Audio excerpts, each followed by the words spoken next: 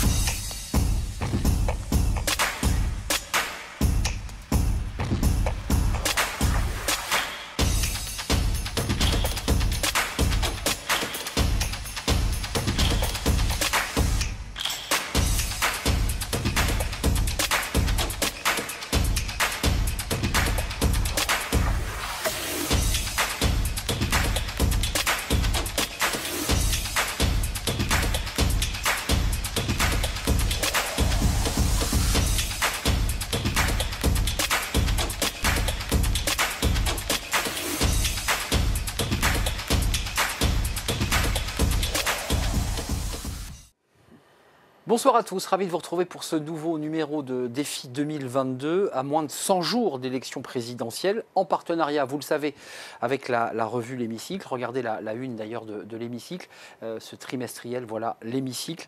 Ça c'est la une de L'Hémicycle, le temps de l'inclusion économique, ça c'est sa une, et puis en partenariat avec Kantar, qui nous apporte chaque mois un sondage exclusif. Et à mes côtés, Emmanuel Rivière. Bonjour Emmanuel. Bonjour. Directeur international Kantar. Et dans le débat qui nous intéresse ce soir, vous êtes le président du centre Kantar sur le futur de l'Europe avec ce document.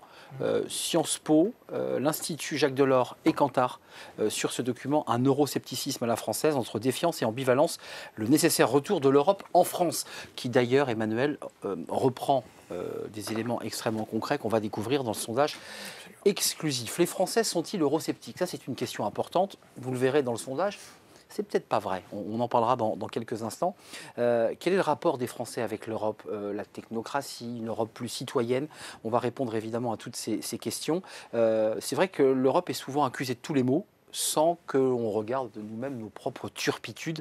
C'est souvent un débat. On renvoie à Bruxelles, évidemment, parfois des incohérences nationales. Puis on parlera de souveraineté, puisque dans le sondage, il y a des débats sur la défense européenne. On en parle depuis 25 ans, de cette défense européenne. Et c'est vrai que les sondés le plébiscitent. Et puis à la fin de notre émission, vous le savez, Éric Revel, éditorialiste, viendra nous rejoindre. On parlera politique avec lui à la fin de notre émission. 3 invités sont avec moi.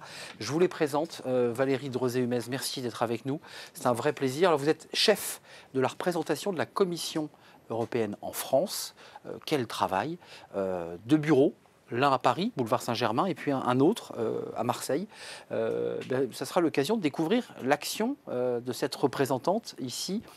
J'ai lu que vous étiez les yeux et les oreilles de la Commission. Exactement, c'est la terminologie utilisée un petit peu, je dirais même plus, la perception. On est vraiment à loin de ce qu'on pense de l'Europe dans le sensoriel. Donc ça sera une première surprise. Première surprise. On aime les surprises. Jean Leonetti, je vous ai levé les yeux au ciel. Vous êtes ancien député. Vous avez dit les oreilles, les yeux, la parole aussi. Et la parole. Voilà. Maire d'Antibes, aujourd'hui, vous fûtes longtemps député, UMP, LR, et ancien ministre aux Affaires européennes. Vous aviez eu à gérer d'ailleurs la crise grecque. On s'en souvient, ça avait été très tendu entre la France et l'Allemagne. Oui, c'était une période troublée, mais enfin une période aussi dans laquelle l'Europe, elle avance par crise, et donc cette crise-là a permis une avancée assez significative. On a trouvé un équilibre entre la rigueur et la solidarité. Et notre troisième invité, Jean-Claude Trichet, merci d'avoir répondu à notre invitation. Ancien président de la Banque de France et ancien président de la Banque Centrale Européenne. Alors vous n'êtes pas un eurosceptique, vous êtes un euro-optimiste. Oui, enfin confiant et un euro impressionné par ce qui a été fait et convaincu de ce qu'il nous reste à faire, qui est énorme, évidemment. Et moi, j'aurais tendance à raisonner sur des durées longues, c'est-à-dire que je raisonnerais sur un grand nombre d'années depuis le discours de Robert Schuman. Et j'aurais tendance, personnellement, je ne dis pas que c'est dans l'émission, mais à me projeter encore dans les prochaines 60, 70, 75 prochaines années. Ça, c'est intéressant d'ailleurs d'écouter comment vous imaginez cette Europe dans 75 ans ou dans 50 ans. Commençons par notre première partie, c'est un court jingle et ça va évidemment introduire le sondage que nous a apporté Emmanuel Rivière. Un besoin d'Europe. C'est notre première partie.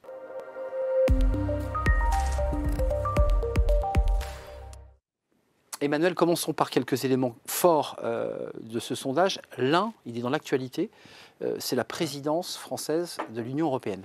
Et oui, c'était assez tentant de démarrer un sondage sur les Français et l'Europe dans la perspective de la présidentielle, avec cet élément du calendrier qui est la présidence française. Alors le sondage a été réalisé très récemment, on a fait ça au début du mois de janvier, donc on était entré dans la présidence, d'ailleurs non pas de l'Union européenne, mais du Conseil de l'Union européenne, et on a demandé aux Français ce qu'ils en savaient, et le résultat est un peu surprenant, et heureusement surprenant, parce que finalement, quand on leur demande non seulement s'ils savent que la France a pris la présidence du Conseil de l'Union européenne, mais s'ils voient bien de quoi il s'agit, ils nous répondent assez nettement oui. On prend toujours cette précaution, au cas où les gens, pour nous faire plaisir, nous diraient « je suis au courant, je sais que ça existe ». On creuse un peu. De demander s'ils voient bien, et en fait c'est un des taux les plus élevés qu'on a sur ce genre de questions, sur des questions institutionnelles, des gens qui nous disent « oui, je vois bien de quoi il s'agit ». On a voulu creuser encore plus, naturellement, en leur demandant ce qui pouvait en découler de cette présidence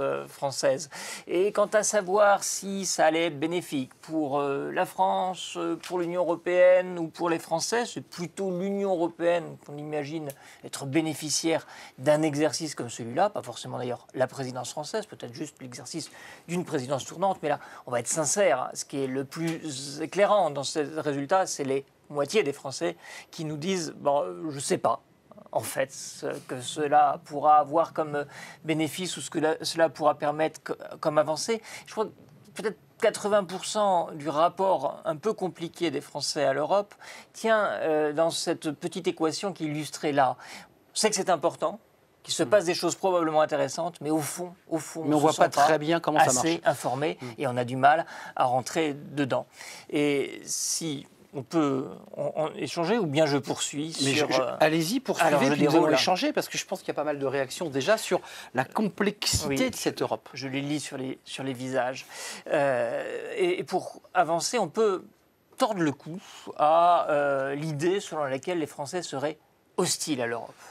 Il y aura un mais pour l'instant, je vais commencer par ça, par expliquer pourquoi, en fait, la question se pose beaucoup moins qu'on imagine et pourquoi la question n'est plus existentielle. On peut avoir des griefs à l'égard de l'Europe, ce n'est pas pour autant qu'on pense qu'il faille en sortir ou que ce n'est pas notre destin. Et une autre question qu'on a voulu poser, c'était plutôt une question d'humeur à l'égard de l'Union européenne. Est-ce que, vous voyez, le type de question qu'on a posé, est-ce qu'il est fait bon vivre? Est-ce qu'on est fier d'y vivre? Est-ce qu'on se sent citoyen européen? Très positif, là. Est-ce qu'on est inquiet pour son avenir et est-ce qu'on y est attaché? Tout ça recueille une majorité d'opinions. Alors, c'est intéressant de regarder qu'il y a peut-être plutôt 20% des gens qui sont farouchement d'accord avec l'idée qu'il y fait bon vivre, mais il y a bien un espace là, et cet espace il ne se définit pas simplement par l'attachement qu'on lui manifeste, mais par des bénéfices qui y sont associés. Et là, j'en ai isolé deux dans cette première partie, mais un qui est essentiel. L'Union européenne garantit la paix en Europe.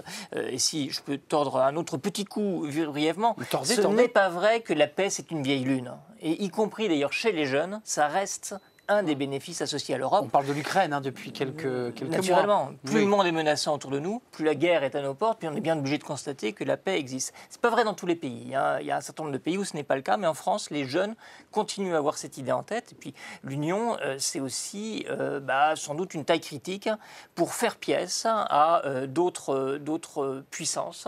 Et notamment dans l'enquête, 53% contre 41% sont d'accord avec l'idée que l'Union européenne permet de parler d'égal à égal avec notamment notamment les puissances comme la Chine ou les États-Unis. Et cette question de taille critique, elle est illustrée par une autre question. Et là, la question, ça consistait à poser, et c'est presque la question du transfert de souveraineté qui est posée ici, est-ce que le meilleur acteur pour traiter d'un certain nombre de sujets de manière efficace, c'est l'Europe ou la France?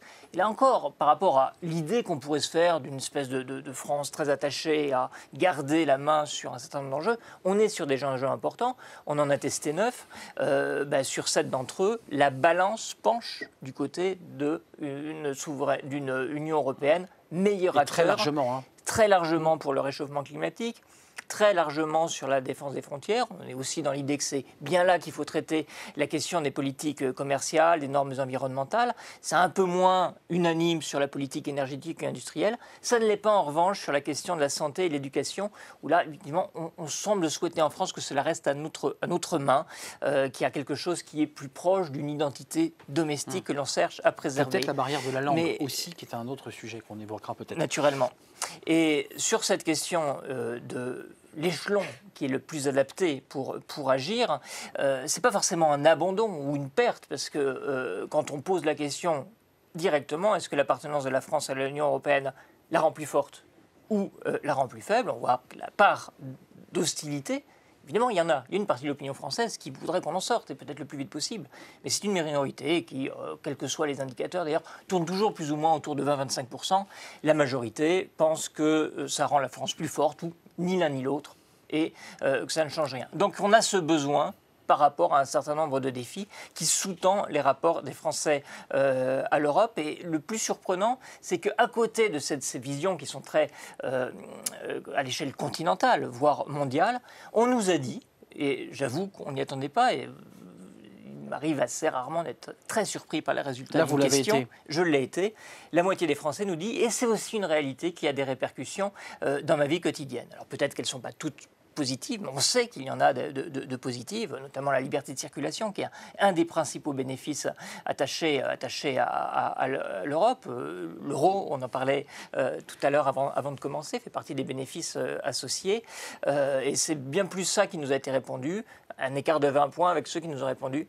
C'est un cadre juridique qui n'a pas vraiment d'effet pour moi. Vous étiez lancé sur vos slides. On fait une petite pause et on débat parce qu'il y a beaucoup de sujets qui ont été traités. Je veux dire, c'est presque le thème de l'émission sur ce caractère positif. Jean-Claude Trichet, vous diriez quoi? Que finalement, il y a une déphase, c'est une double question que je vais vous poser. Il y a une déphase entre certains candidats à l'élection présidentielle et je dirais des médias mainstream et la maturité des Français qu'on découvre dans ce sondage. Est-ce que vous avez ce sentiment-là?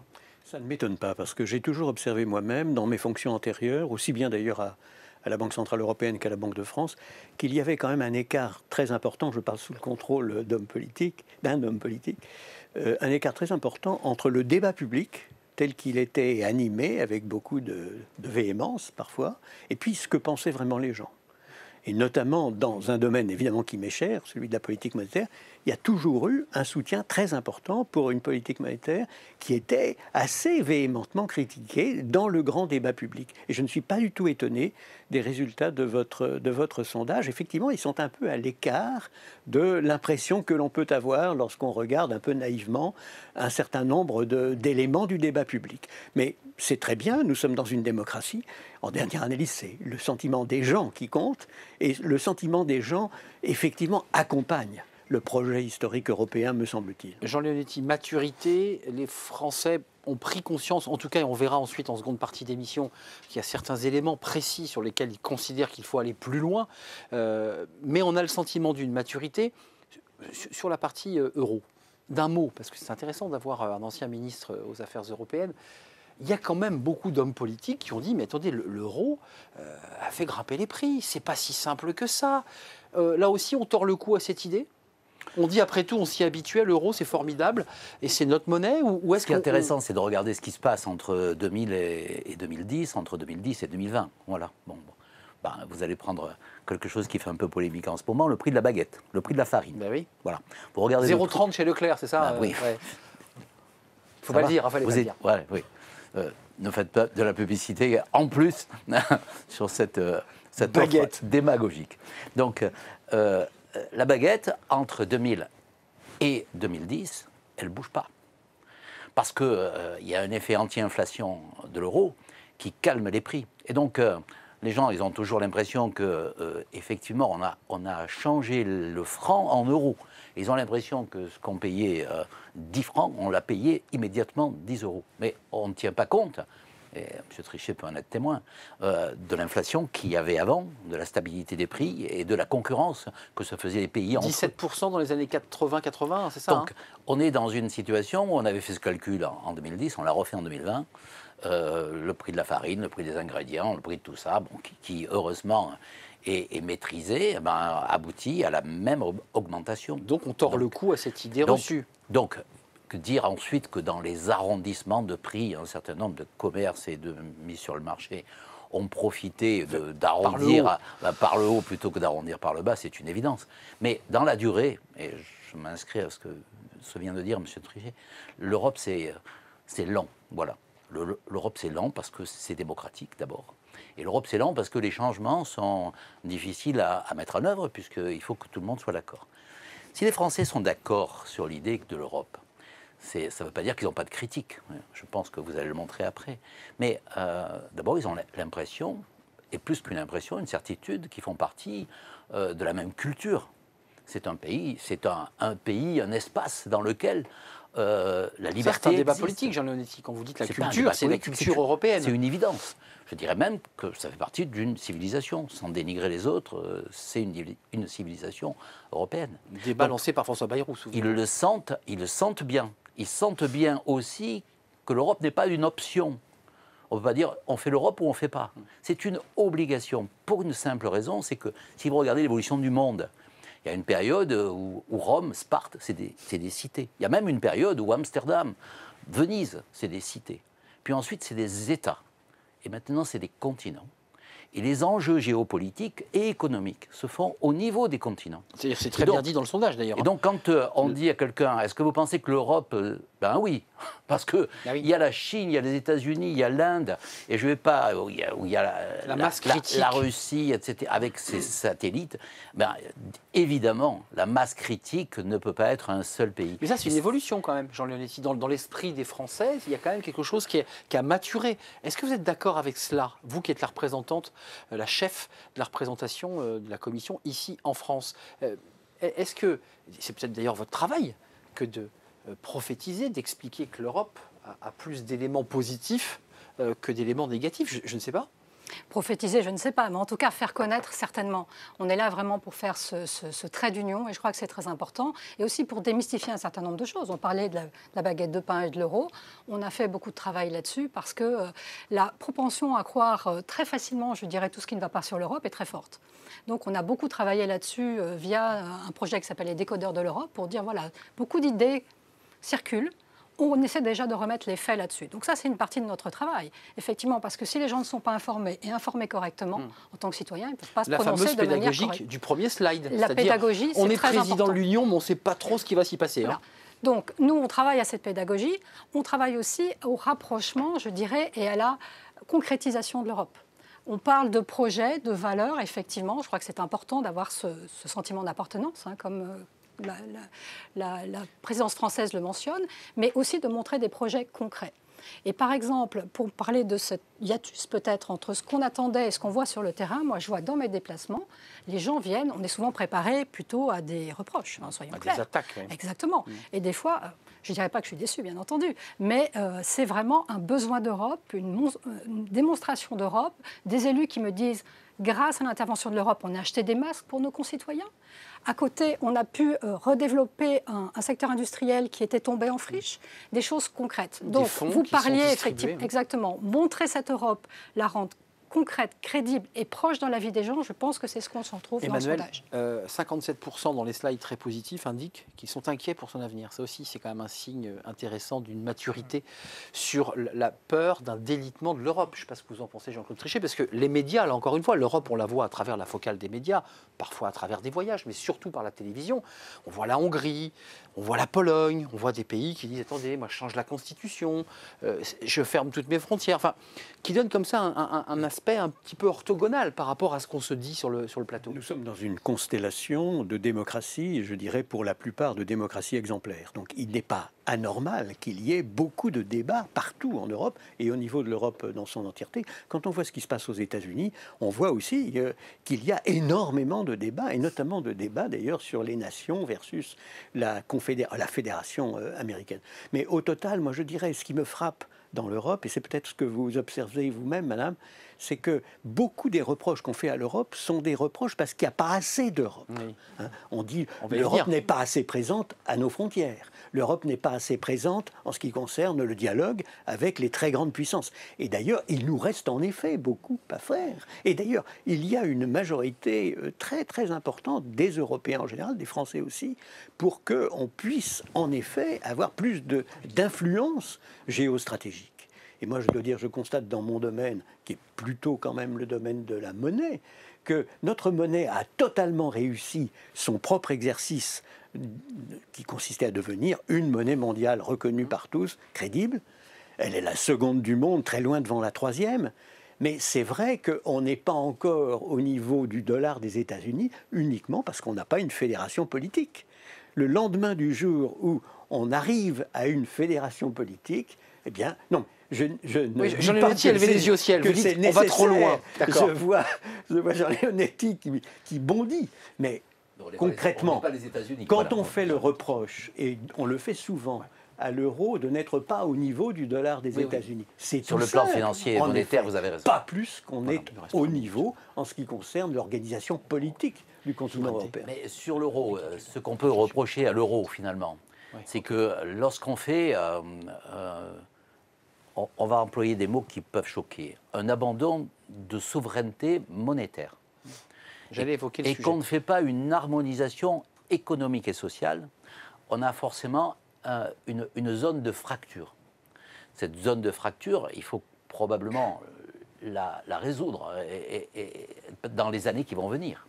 Parce qu'il n'y a pas une stratégie financière indépendante d'une stratégie économique. Donc là, il y a une déphase. Donc aujourd'hui, on a réussi la monnaie unique. Au passage, pas tout le monde est dans la monnaie unique. Je rappelle que la Hongrie, la Pologne n'y sont pas. Des pays du Nord. Donc, et en même temps, si j'ose dire, on est dans une situation dans laquelle on n'a pas fait cette harmonisation économique et cette harmonisation sociale.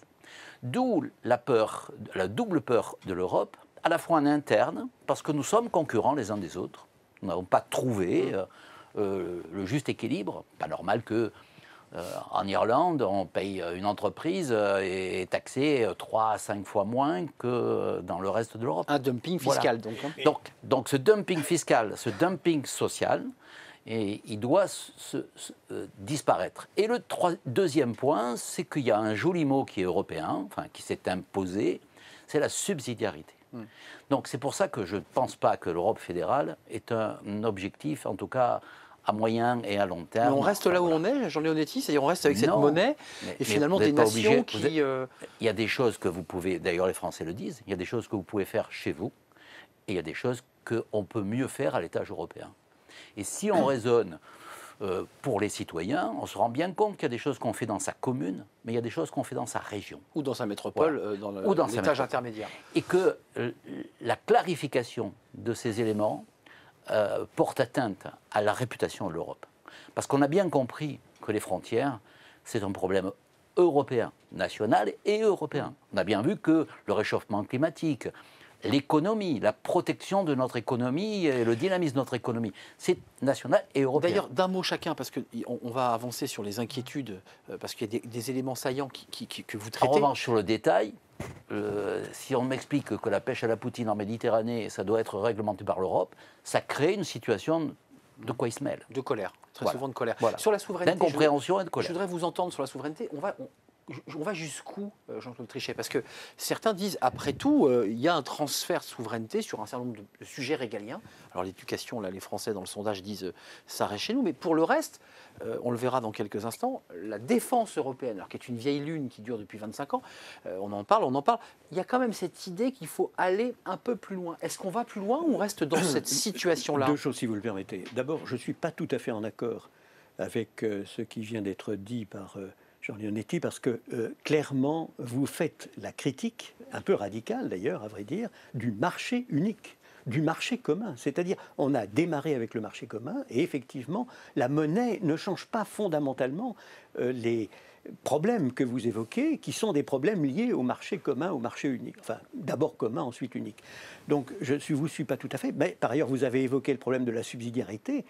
On peut revendiquer, au profit de la France, sa propre subsidiarité, qui est monumentale en matière, en effet, de redistribution sociale, en matière de dépenses publiques en proportion du produit intérieur brut. Donc, on voit bien, si vous voulez, qu'il y a un équilibre à trouver.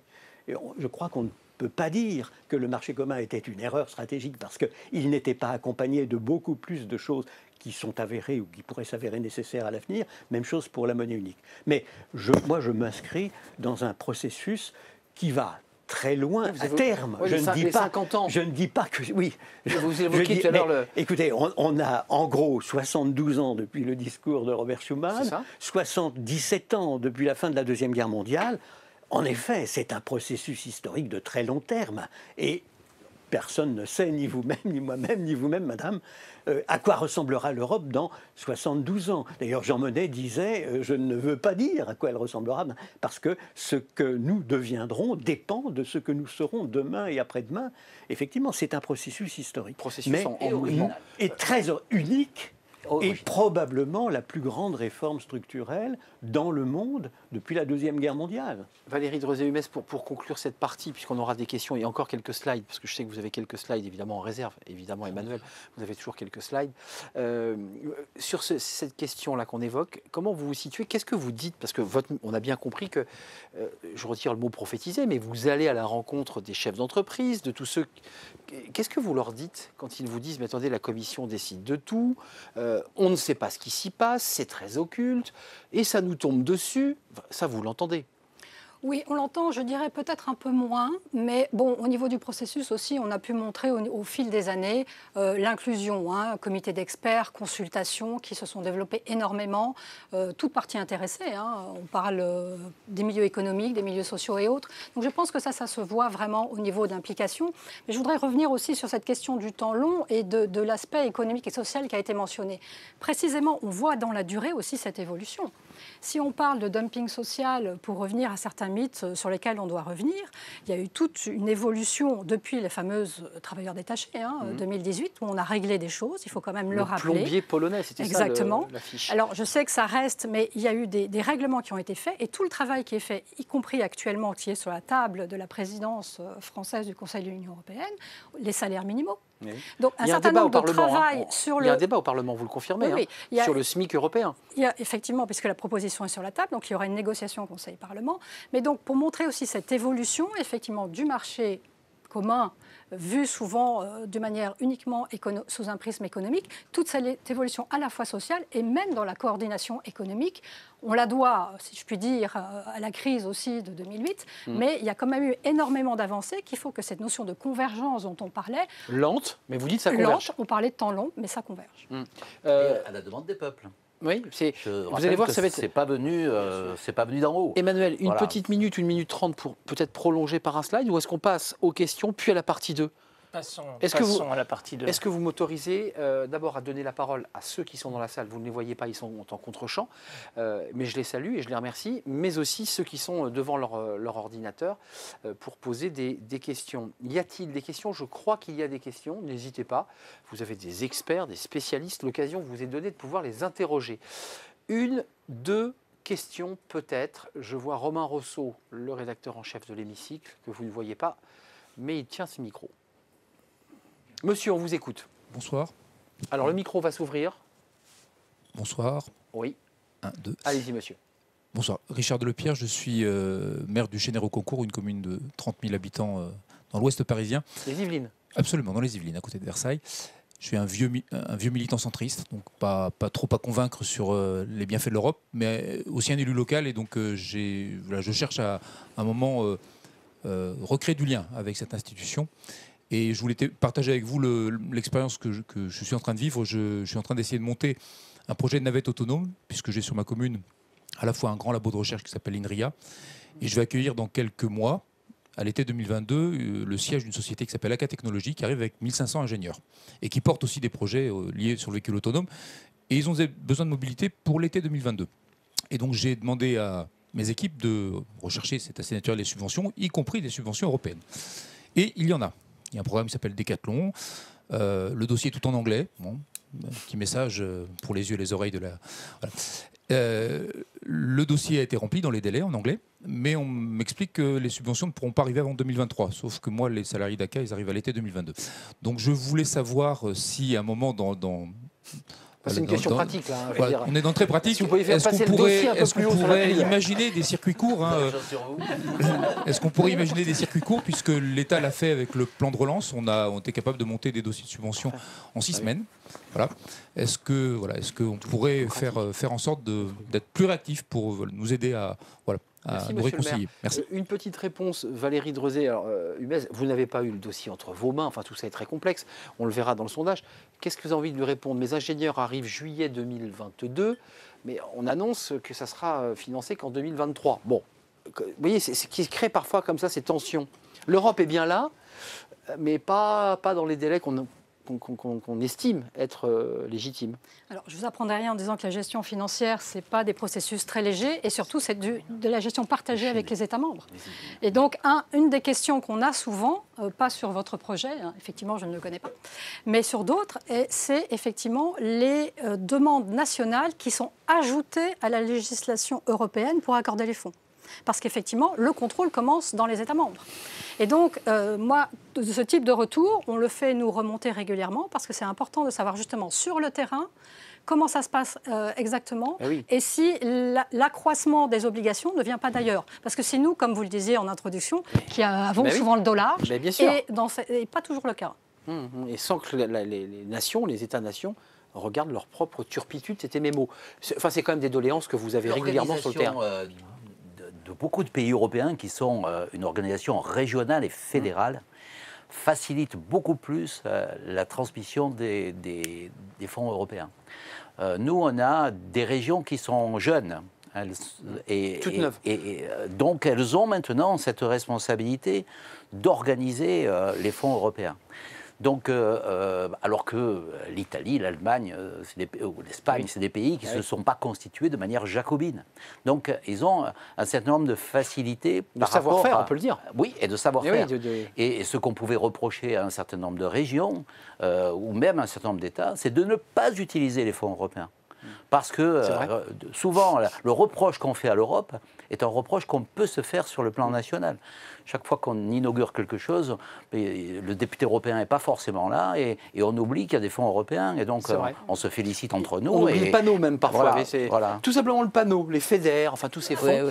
On oublie que le panneau, on met le conseil régional, on met le département, mais assez rarement l'Europe. Moi, ça existe. Moi, je vis à Antibes et Sophie Antipolis. Il y a l'INRIA, il y a le véhicule autonome et on obtient des crédits européens. Donc ça veut dire, allez donc voir Jean Leonetti, il vous donnera quelques tuyaux un petit peu administratifs. Continuez. Partie 2, c'est important Emmanuel, parce que là, vous allez reprendre la parole, il y a beaucoup de choses intéressantes qui font d'ailleurs écho à ce qu'on évoque depuis quelques instants. Partie 2 de notre émission, Europe citoyenne ou technocratique, voilà le mot est jeté. Et oui.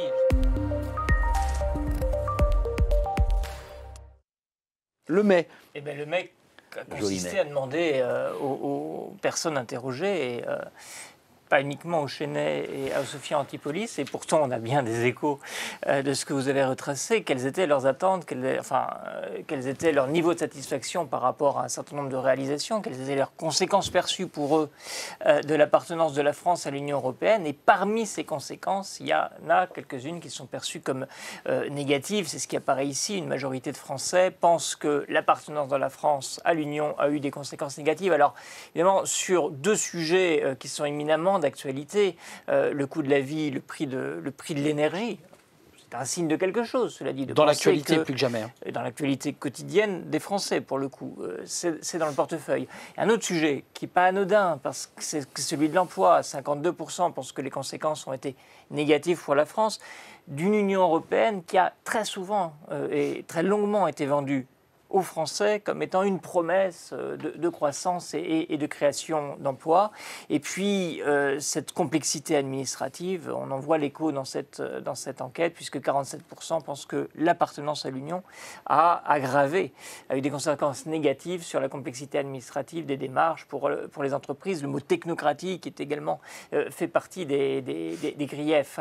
Donc, il y a ces éléments-là dont on a déjà commencé à débattre. Il y a aussi des éléments de déception. C'est une chose de dire que l'Europe est le bon échelon pour agir, mais est-ce qu'on est forcément satisfait de l'action telle qu'elle se déroule? Est-ce que ça se passe bien dans cet échelon-là?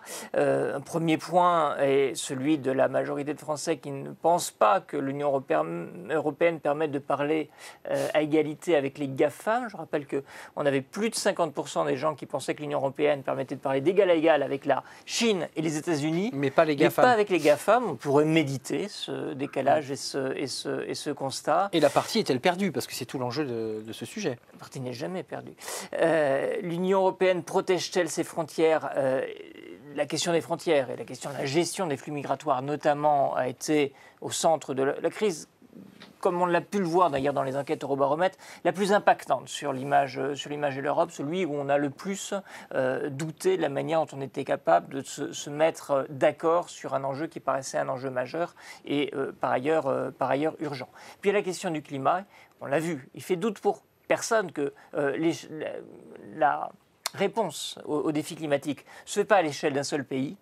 Pour autant, si c'est bien l'échelon européen, la satisfaction n'est pas encore au rendez-vous. L'Union européenne ne permet pas de lutter, nous dit-on, efficacement contre le changement climatique. Et puis la question du dumping social qui a été évoquée fait partie aussi des sentiments d'inquiétude, même si là, comme vous le voyez, c'est en bas de l'écran, il y a quand même plus de gens qui ne savent pas répondre à cette question.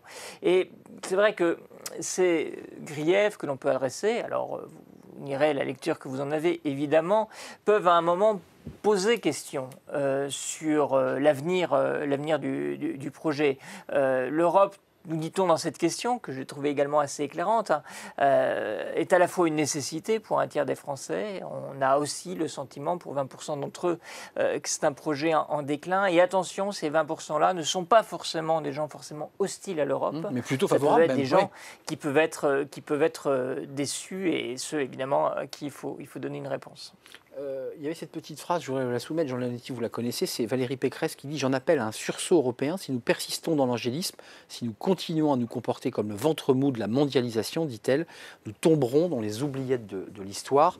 Il faut sortir de cette Europe naïveté pour construire une Europe fierté. » Qu'est-ce que vous en pensez, Jean-Claude Trichet?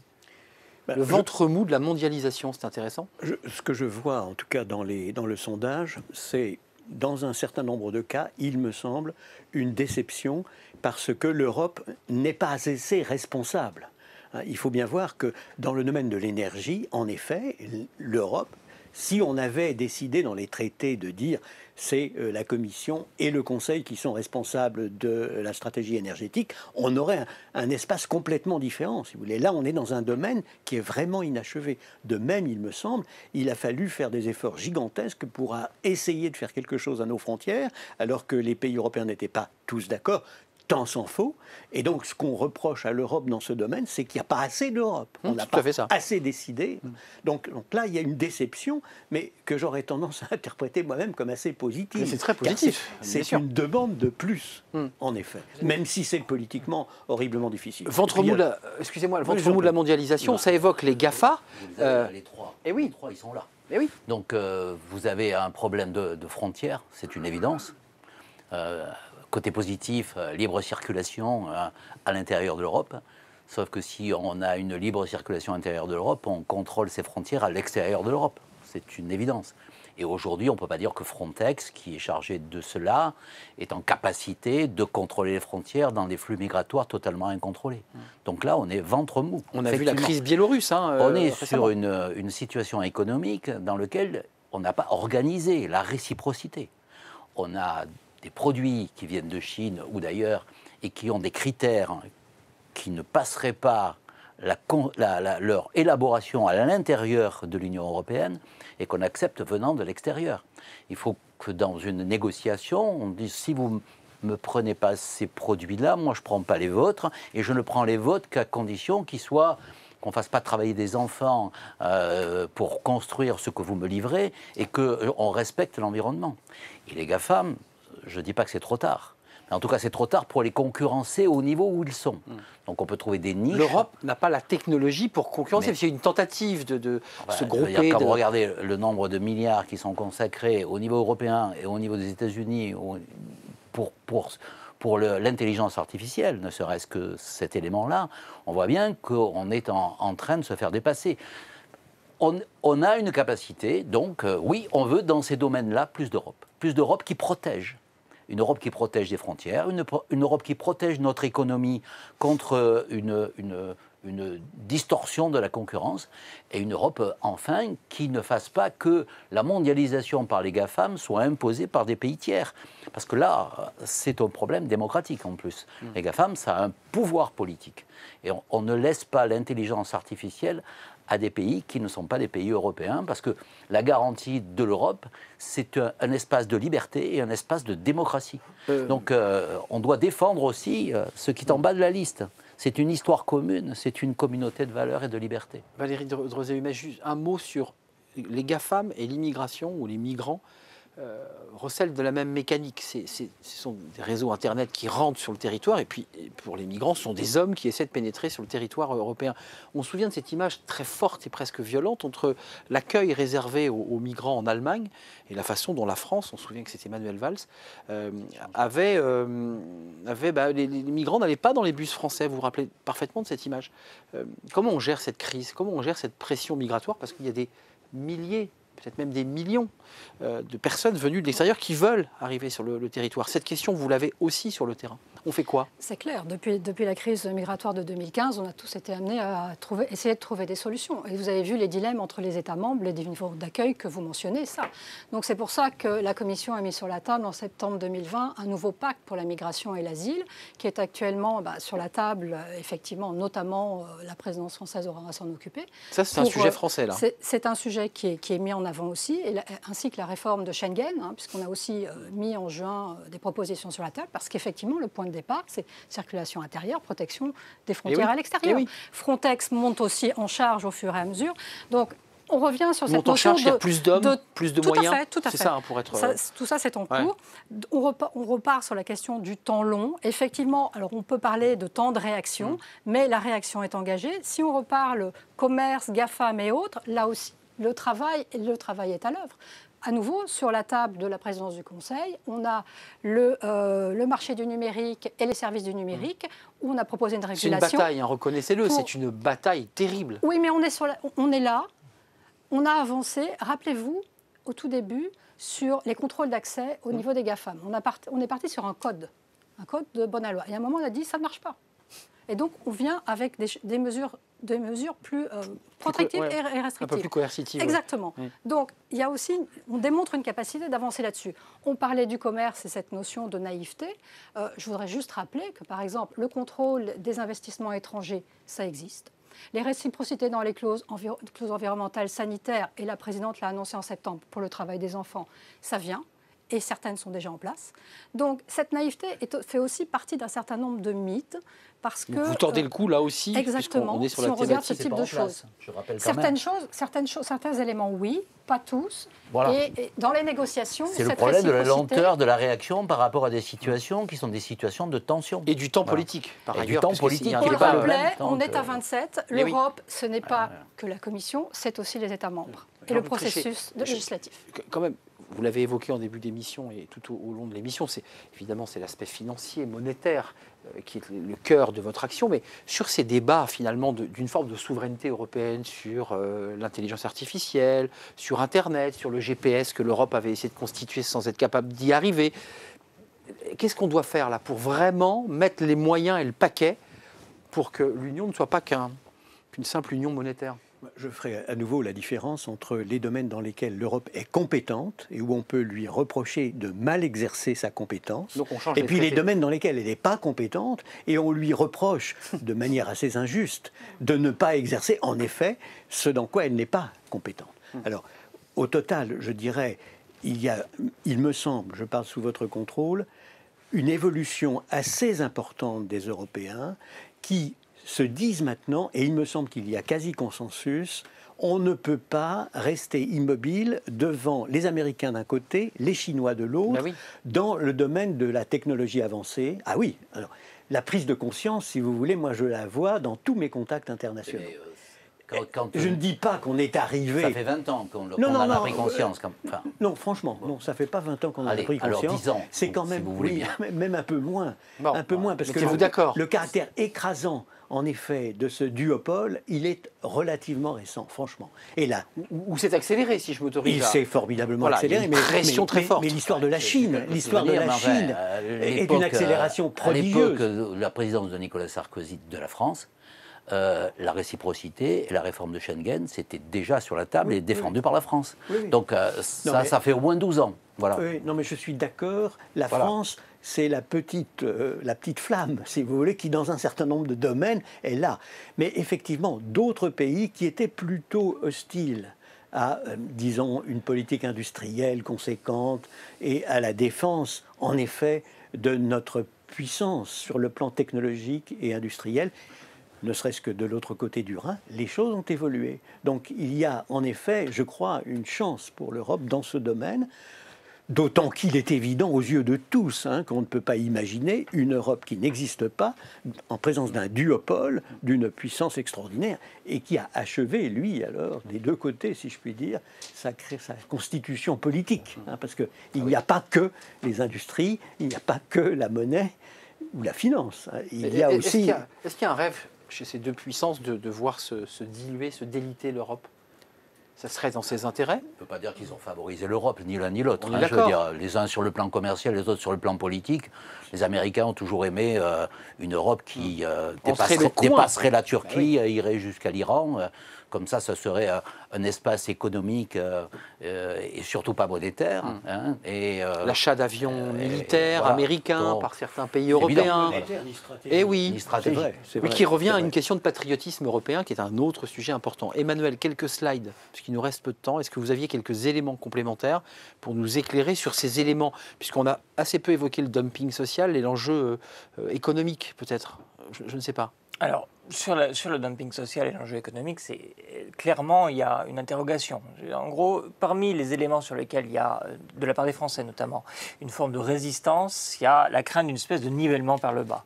Et donc, toute l'interrogation, elle est là. Est-ce que l'Europe est finalement un cadre qu'on arrive à homogénéiser, qui serait protecteur, mais qui pose effectivement la question de la protection aux frontières, et là, je ne pense pas à la question migratoire, mais simplement à la question de l'importation, et en gros, ça se fait partie des sujets qui sont dans la tête des Français.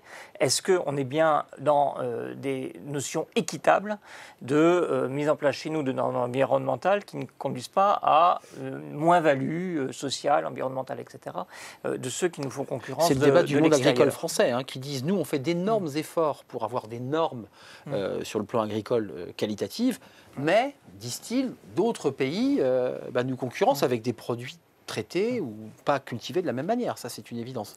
Et c'est un débat qu'on a eu ici même, d'ailleurs, lors d'une précédente discussion sur les questions environnementales et agricoles. Donc, l'enjeu, il est là. Puis, il y a un autre enjeu qu'on peut illustrer, qui était très présent dans votre conversation, c'est la question de l'efficacité, notamment l'efficacité dans l'urgence. On est dans un contexte, là, où presque partout en Europe, dans plus de 20 des 27 pays, on a depuis 1 an et demi une amélioration de quasiment tous les indicateurs, et en France notamment de 10 points dans les eurobaromètres de l'efficacité, parce que sur la question notamment de l'épidémie et notamment vaccinale, à un moment, à l'automne, on dit, Pfizer dit on a un vaccin, la Commission dit tiens, on va peut-être s'en occuper, et quelques mois après, on est dans le temps court, des gens sont vaccinés par dizaines de millions, et maintenant centaines de millions en Europe. Si je résume, vous dites, grâce à la Commission, on a eu une accélération et une diffusion massive du vaccin. Disons, je trouve que cette séquence, elle est très intéressante. Ça aurait pu être solitairement plus rapide, mais on n'aurait pas eu une efficacité, parce qu'une efficacité pour lutter contre une pandémie, il faut que ce soit réparti. Au même moment, tout le monde ensemble. Au passage, comme le dit M. Trichet, ça n'est pas une compétence européenne. C'est vrai. En fait, il faut raisonner par l'inverse. C'est-à-dire, quand on a en mémoire ce qu'a été la crise des migrations migrants où les gens se disaient mais vous n'êtes pas capable de vous entendre, quand on a en mémoire la crise des dettes souveraines où on avait l'impression que c'était l'étalement des égoïsmes nationaux, imaginez ce qui se serait produit si on avait eu des vaccins en Allemagne, mais pas au Portugal, des vaccins au Une Luxembourg. diffusion au même moment pour tous les pays. Après, ça n'a pas été parfait non plus. Voilà. Non, mais c'est un grand saut, je crois, effectivement. Voilà, à un moment donné. Mais si je peux me permettre... Un mot et Valérie Drosé-Humez pour conclure. La crise de la pandémie, elle a touché tous les pays. Les problèmes migratoires, ils ne touchent pas les pays de la même façon. Évidemment. Voilà. Donc la Grèce, l'Italie ont été pendant une longue période, parce que le temps est long, ils se sont sentis abandonnés. Oui, voilà. Et cette situation-là, elle crée du populisme. Donc si on veut que l'Europe soit populaire et pas populiste, il faut qu'elle se démocratise et qu'elle accélère. Parce que les problèmes qu'on vient de voir là, c'est des problèmes qui préoccupent les Français et ils ont confiance dans l'idée que l'Europe peut le résoudre. Alors il faut que l'Europe le résolve, sinon il y aura une situation... Le Brexit nous a quand même agité un chiffon rouge. C'est les Anglais, c'est une île, on sait tout ça, c'est pas la même monnaie, c'est pas la même façon de voir les choses. Ils sont plutôt vers les États-Unis que vers l'Europe par nature. Mais attention, il y a quand même une frange à l'est, absolument. Dans lequel j'évoquais la Hongrie, la Pologne, la Pologne, la Hongrie, la Tchéquie, de temps en temps. Donc, on est dans une situation où on a bien fait de récupérer ces pays qui sortaient, enfin, qui accédaient à la démocratie, mais on n'a peut-être pas suffisamment rappelé les règles du jeu de l'entrée dans l'Europe. Et l'Europe, elle devrait se stabiliser là où elle est, en essayant de résoudre le problème des Balkans, où il n'y a pas de guerre, mais on ne peut pas dire que la situation est totalement apaisée. Mais s'il n'y avait pas l'Europe, il y aurait la guerre. C'est ça, c'est sûr. Évidemment. C'est sûr. La paix, on en a peu parlé, mais elle est quand même importante chez les jeunes. Vous le disiez tout à l'heure, Emmanuel. J'aimerais vous donner la parole, avant de nous quitter, Valérie Drosé-Humez, parce qu'il nous reste quelques minutes pour recevoir Éric Revel, pour parler politique, puisque ce sondage consacre aussi une partie. La technocratie, puisqu'on l'a évoqué, c'était dans notre titre, ça vous agace quand on répète comme ça en boucle, et quand un maire vous dit, écoutez, il ne vous dit pas technocratie, il est extrêmement, le maire du Chesnay était d'une politesse absolue, mais il dit c'est long, j'ai tout fait en bonne et due forme, j'ai tout rempli mon dossier en anglais, ça leur a pris quelques semaines, il faut écrire. Il a pensé très fort. Et puis il l'a pensé très fort. Ça vous agace? Qu'est-ce que vous dites? Parce que vous êtes dans la salle des machines finalement. Oui, eh bien, écoutez, bon, j'ai dépassé le temps de l'agacement. Pour l'instant, j'essaie d'amener les faits. Je crois que c'est déjà très important, on l'a vu. Ramener la réalité, montrer des projets, être là, montrer aussi que l'Europe... moi, je connais une Europe qui n'est pas cette technocratie. C'est effectivement dans l'urgence des gens qui sont capables de se mobiliser. Vous avez du mal à le dire. De trouver une... Oui, c'est difficile. C'est dur à dire. C'est dur, une rééducation. Mais je vais essayer de ne pas trop me rééduquer là-dessus. Donc, ce qui est important, c'est de montrer cette réalité tout le temps et d'être toujours au contact. On parlait d'information, de visibilité concrète de l'Europe, qui est le cœur de notre travail. Mais je pense que c'est aussi important de rappeler, et je parlais du Conseil et des États membres qui sont au Conseil, du rôle au niveau des États membres. Parce qu'effectivement, l'Europe, ce n'est pas juste quand ça ne va pas et qu'il faut trouver un bouc émissaire, c'est en parler, éduquer les citoyens, les jeunes, former et faire que chacun est bien équipé pour comprendre ce qui se passe, pour agir et se positionner en toute connaissance de cause. À ce moment-là, on arrivera peut-être à changer le vocabulaire là-dessus aussi. En tout cas, ça avance à travers le sondage Kantar exclusif. On voit tout de même que dans un temps long, moyennement long, une maturité, ou en tout cas des citoyens plus engagés pour l'Europe et presque un peu déçus finalement que l'Europe leur envoie pas ce qu'ils attendent, puisque je paraphrase un peu une partie du sondage. Absolument. Ce qui est très important, en fait, c'est de sortir de l'idée que le monde se divisera entre les pros et les anti-européens. C'est ça, c'est plus subtil. Il y a une attente d'Europe qui est déçue, c'est celle-là qu'il faut satisfaire. Dernière partie de ce sondage exclusif, toujours, dans chaque émission Défi 2022, vous sondez les cœurs par rapport aux candidats, évidemment, les candidats à l'élection présidentielle, vus à travers cette focale de l'Europe. On va le découvrir dans quelques instants, c'est notre troisième partie, et on accueille notre éditorialiste, Éric Revel.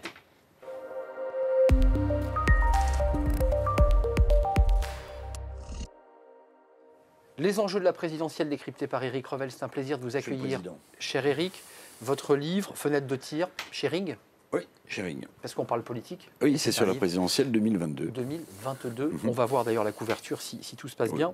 Et si tout se passe mal, eh bien, on ne la verra pas. On la voit. Éric Revel, Fenêtre de tir. Un livre qu'a lu Jean Leonetti, je crois. Bon, écoutez, voilà, avec intérêt. Bon, c'est formidable. Ça, vous l'avez dédicacé peut-être? Oui. Bon, c'était en chose. Nous partons sur de bonnes bases. Revenons à notre sondage, Emmanuel. Qu'est-ce qu'il nous dit de ces candidats? Ce qu'ils nous dit de ces candidats, alors à chaque fois on pose la même question, sur tous les thèmes qu'on a le plaisir de traiter ensemble à travers nos sondages, est-ce qu'on fait confiance aux candidats déclarés pour mener la meilleure politique européenne pour la France actuellement?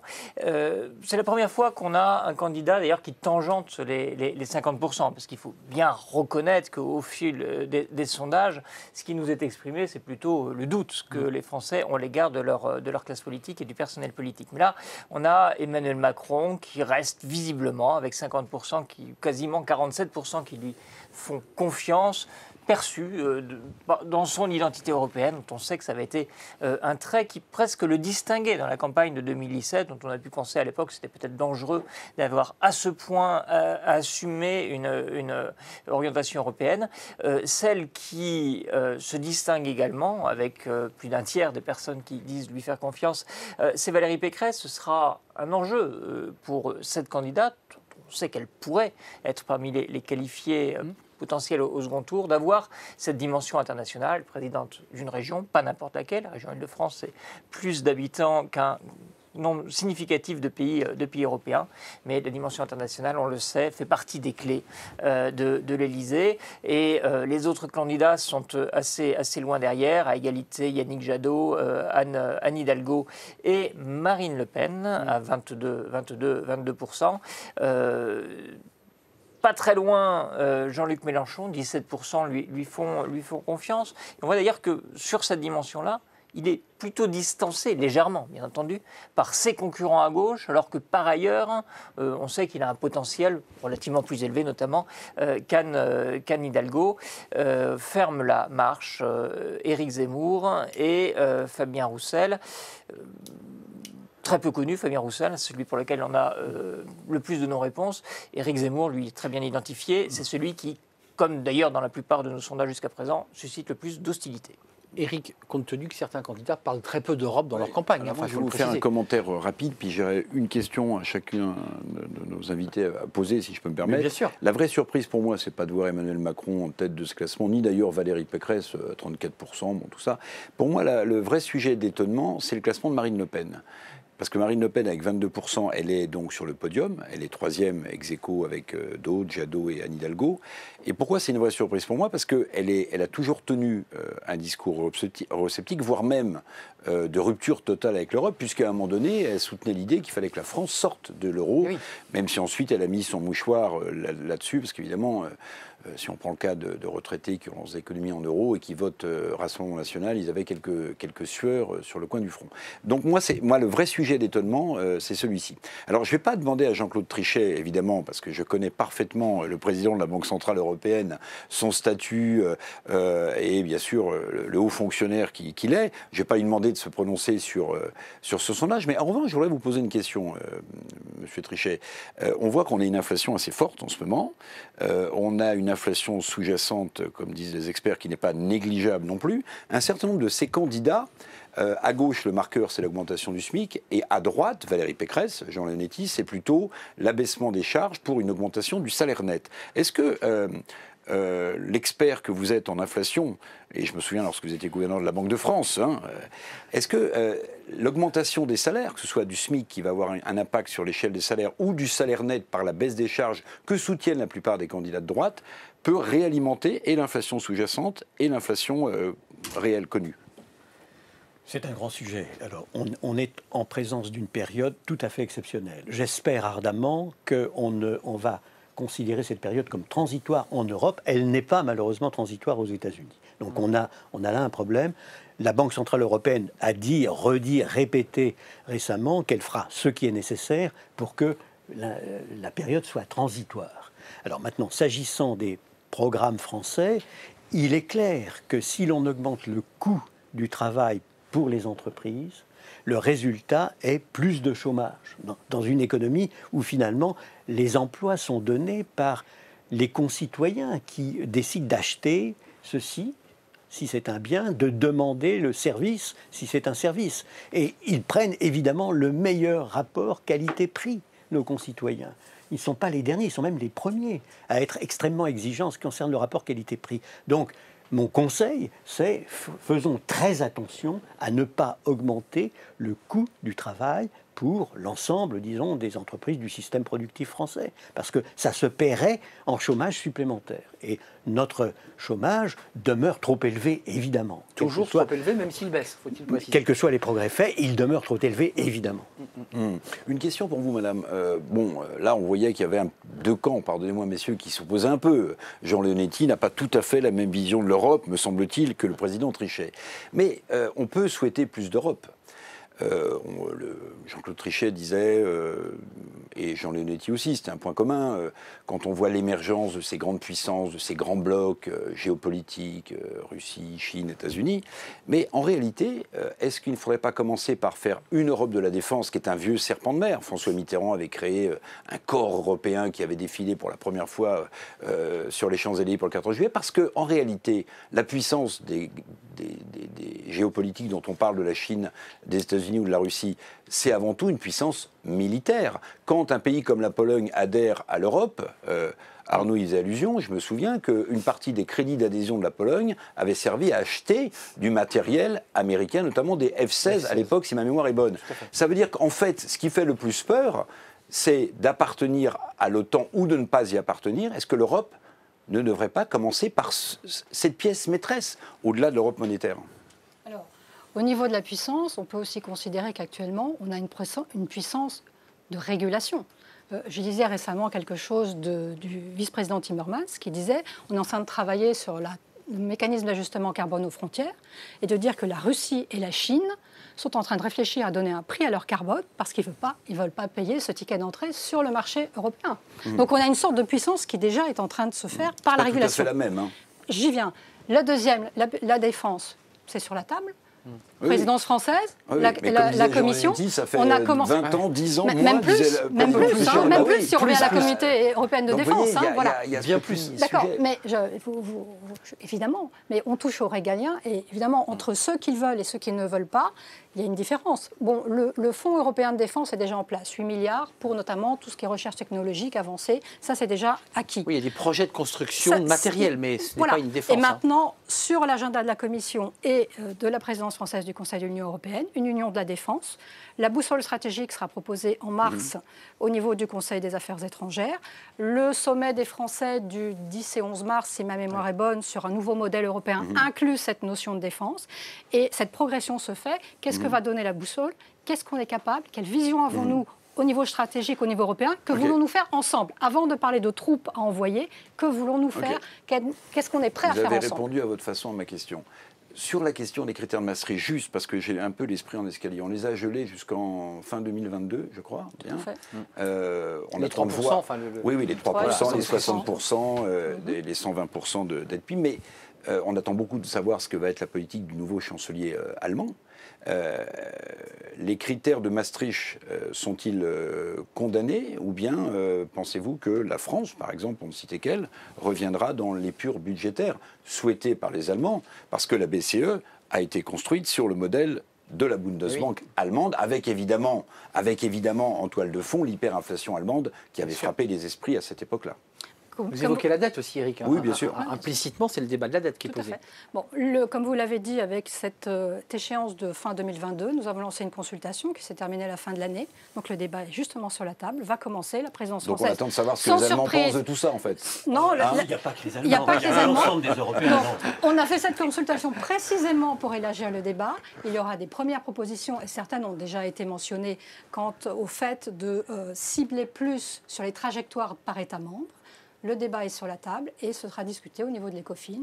Donc voilà. La table, l'intérêt est solide. Il y a beaucoup de sujets sur la table. Là, quand même. Je savais que Jean-Claude Trichet réagirait. J'avais une question pour Jean Leonetti. S'agissant de la France, nos dépenses publiques en proportion du produit intérieur brut sont gigantesques par rapport à celles de la quasi-totalité des autres pays. Vous l'évoquiez. Par rapport aux Allemands, elles sont très très importantes. Donc il faut faire très attention, ne pas croire qu'en effet, on va pouvoir, grâce à un relâchement des contraintes, continuer à faire, si vous voulez, donc il faut réformer, Jean-Claude Trichet. Ce qui est dangereux à terme. Donc il faut réformer. Bien sûr, bien sûr. Bon, et puis on ne parlera pas du niveau du commerce extérieur et de ce qui nous arrive dans le pays. Jean Leonetti, on parlait de Sophia Antipolis tout à l'heure. Voilà une technopole dans le sud que je connais un peu. On parle de fertilisation croisée. Il y a 2500 entreprises à Sophia Antipolis, 38 000 salariés de mémoire. vous avez fait, j'allais dire, l'Europe et le monde tranquillement dans votre coin et en faisant une référence mondiale, quoi. Non, ça casse une idée qui est que personne ne veut s'implanter en France. Pourquoi les gens viennent à Sophia Antipolis? On ne va pas faire un débat sur Sophia Antipolis, mais ils viennent parce que vous êtes le président de la CASA aussi, on oublie, hein, la communauté de l'agglomération de Sofia. Oui. Ils viennent parce que c'est là qu'il y a les chercheurs les meilleurs de France. Vous et avez d'Europe. 70 nationalités différentes. Il y a 70 nationalités différentes, mais qui viennent sur l'intelligence artificielle, les nouvelles technologies, les biotechnologies. Donc, il y a là, effectivement, un modèle qui est probablement un des modèles de croissance de demain, mais qui n'est pas le modèle qu'on peut... Mais le patron de Sophia Antipolis a besoin du politique Jean Leonetti pour développer Sophia Antipolis? Ah oui, tout est politique, vous savez. Mais en dehors de ça, en dehors des aides européennes qu'on évoquait tout à l'heure et qui sont bienvenues dans ce domaine, les Indiens qui viennent travailler sur l'intelligence artificielle à Amadeus, à Sophia Antipolis, ils ne viennent pas dans le cadre européen. Je suis en train de parler toujours au préfet pour lui demander qu'il me facilite les visas pour ces chercheurs internationaux et qu'ils n'attendent pas 3 mois. Ça a 50 ans, Sophia Antipolis. Hein. Ça a 50 ans, oui. Mais ça, c'est la technocratie française, là. Hein. On est revenu en France, là. Non, mais c'est pour renvoyer la balle aussi. Non, mais alors, il faut être logique. On ne peut pas à la fois être politique et dire « je veux qu'on contrôle mes frontières et puis ensuite dire « mais attention, le chercheur, lui, il arrive et il doit pénétrer. Il est dans les mêmes conditions. » On essaie d'accélérer et de faciliter les choses. Mais c'est pour dire que Sophia Antipolis, c'est un modèle qui montre que s'il y avait plusieurs Sophia Antipolis sur le territoire européen, on pourrait gagner la bataille de l'intelligence artificielle. Poutine a dit « celui qui aura l'intelligence artificielle au XXIe siècle aura la puissance du monde ». Donc ça veut dire qu'il y a aujourd'hui une nouvelle lecture qui doit se faire sur une réindustrialisation de l'Europe, pas du pays, pas de la France, de l'Europe. 4.0, puisque c'est ce que vous évoquez finalement. Et qu'on travaille dans cette perspective d'espérance. En revanche, si je peux me permettre, sur la défense, il n'y a qu'une armée européenne, c'est la France. Oui, enfin, il y avait un budget capable, aussi, il y a les Britanniques. Et les Britanniques qui ne sont plus dans l'Europe. D'ailleurs, on avait essayé de sortir du calcul des critères de Maastricht, la stratégie notre budget de défense. Hein, aujourd'hui, on va faire la même chose avec combien ça coûte. Parce qu'il y a un continent africain qui est l'objet de tous les dangers. De tous les dangers parce qu'il peut être une source de déstabilisation et de terrorisme ou de guerre. C'est aussi un continent qui peut être en pleine croissance. Et c'est enfin un continent qui est aux portes de l'Europe. Donc, si on devait avoir, hors la puissance économique et la puissance militaire, les Américains ont toujours considéré que c'était la même chose. Un jour, quand on discutait avec nos amis américains et qu'on leur disait « et si vous ne remboursez pas, vous faites de l'inflation, et si vous ne remboursez pas vos dettes », ils disaient « on a l'armée ». Je suis désolé de regarder les choses avec une certaine objectivité. Et si les Polonais achètent des F-16 et puis qu'on n'arrive pas à avoir un marché intérieur qui fonctionne à l'intérieur, bien effectivement on sera le ventre mou et naïf d'une mondialisation dans laquelle on n'aura pas forcément les valeurs qui sont les nôtres, les valeurs civilisationnelles de liberté et de démocratie que l'on veut défendre. Parce qu'au travers de tout ça, il y a quand même un enjeu de civilisation. Entièrement. Vous voyez qu'ils sont d'accord avec Jean Leonetti. Avancer sur les fronts de la défense, de la sécurité et de la diplomatie, c'est soutenu par les concitoyens européens, quand on regarde, par les Français et par l'ensemble des Européens. Et donc il y a là un champ. Alors l'Europe n'est pas présente. Elle n'est pas présente légalement, elle n'est pas présente constitutionnellement, juridiquement. Il faut qu'on avance dans ces domaines. Entièrement d'accord.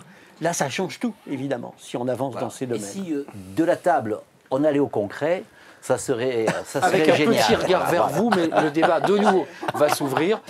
Et on réouvrira cette question parce que cette Europe de la défense, la manière dont effectivement on assure une souveraineté.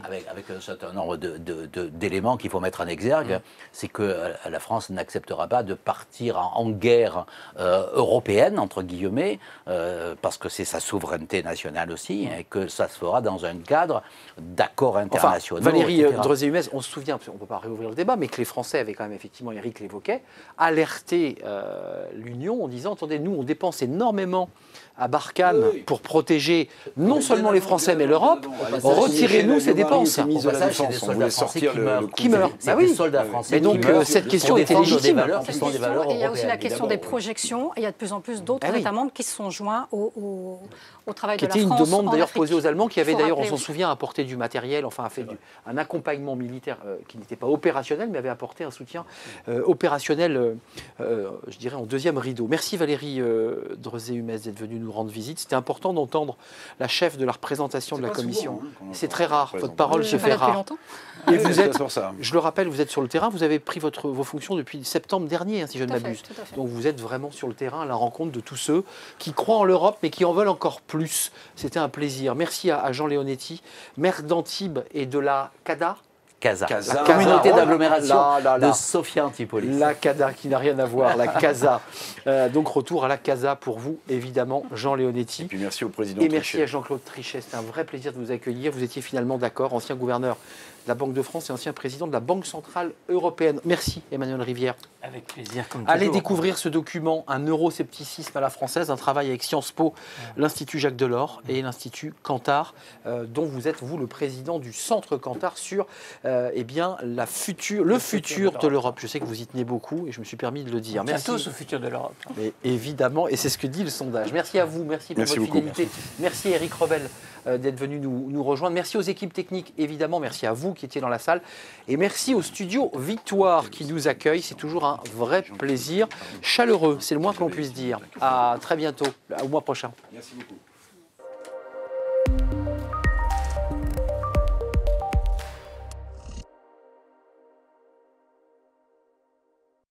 Défi 2022 en partenariat avec la revue L'Hémicycle, l'agence EPOCA et l'Institut Cantar. Chaque mois, un sondage exclusif pour décrypter les enjeux de l'élection présidentielle 2022.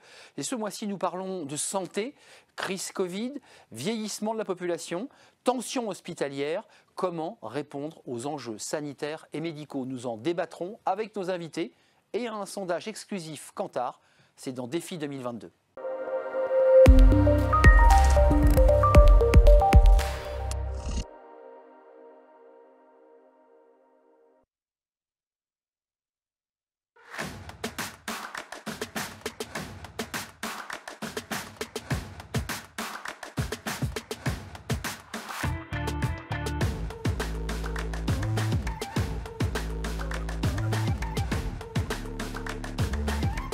Bonjour à tous, soyez les bienvenus dans le studio Victoire qui nous accueille aujourd'hui.